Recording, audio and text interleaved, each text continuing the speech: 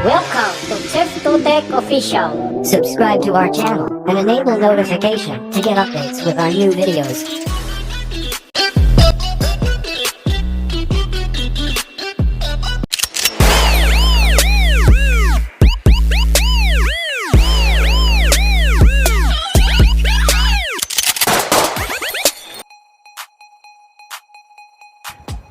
Okay guys, ipapakita ko sa inyo tower light, yung nagbi-blink ba para anong gamit niyan, bakit kailangan niyan. Okay,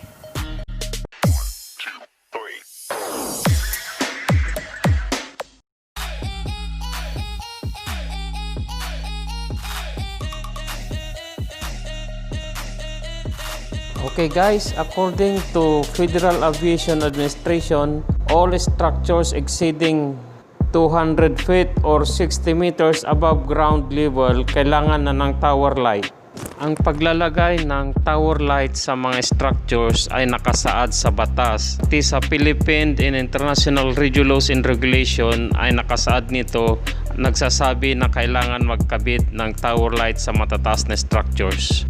Pati rin ang FCC, Federal Communications Commission, na siya ang in charge regarding regulation and broadcasting and interstate communication by radio, television, satellite, and cable.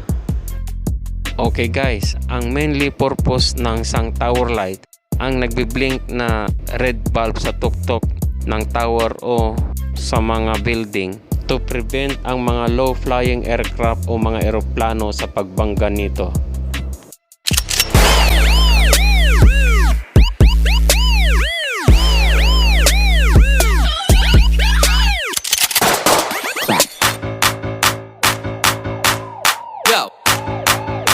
Okay guys, thank you for watching. Sana nag-enjoy kayo sa panonood at nakakuha ng konting kaalaman. Inuulit ko guys, ito ay base lamang sa aking kaalaman at ang aking experience.